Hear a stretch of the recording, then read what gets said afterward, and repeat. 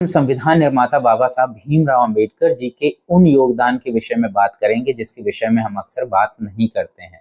बाबा साहब भीमराव अंबेडकर जी का मानना था कि एक देश सही मायने में तभी आजाद होता है जब आर्थिक रूप से आजाद हो, मतलब उस देश की आर्थिक नीतियां बनाते समय वह किसी बाहरी दबाव या हस्तक्षेप के अधीन ना हो।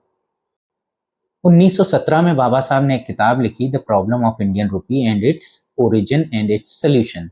और इस किताब ने ब्रिटेन की जो वित्तीय नीतियां थी उसकी नींव हिलाकर रख दी। दरअसल बाबा साहब का मानना था कि किसी भी देश की मुद्रा का स्थिर होना बहुत जरूरी है। मतलब आप ये समझिए कि अगर आपके पास 100 रुपए हैं और आपको ये पता चले कि आज इसकी कीमत 100 रुपए है और कल इसकी मार्केट वैल्यू 2 रुपए हो जाएगी या पता नहीं कितनी होगी, तो आपका आपकी मुद्रा से विश्वास उठ जाएगा। और ब्रिटेन ने भारत की आर्थिक नीतियों को अपना गुलाम बना रखा था और रुपए की दर ब्रिटेन के पाउंड पर निर्भर करती थी। इस बात का बाबा साहब ने विरोध किया। बाबा साहब का मानना था कि देश की राजनीतिक आजादी तभी टिकेगी जब देश आर्थिक रूप से आजाद हो।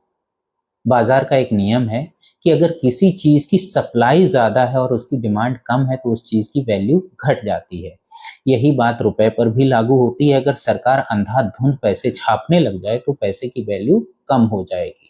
इसीलिए बाबा साहब ने इस बात की भी वकालत की कि सरकार पैसे ना छापे, इसके लिए एक स्वायत्त संस्था का होना जरूरी है।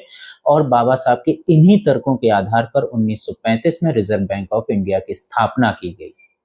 तो गुरु, बात यह है कि सिर्फ आजादी डंडे के सहारे नहीं रह सकती, इसके लिए जेब में रुपया होना जरूरी है और रुपए का मजबूत होना भी बहुत जरूरी है।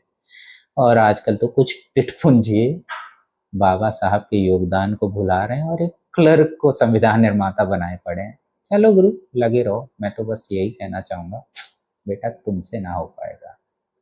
बाबा साहब के इस देश के, इस राष्ट्र के निर्माण में जो योगदान थे उसके विषय में मैं ऐसे ही आपके पास जानकारी पहुंचाता रहूंगा।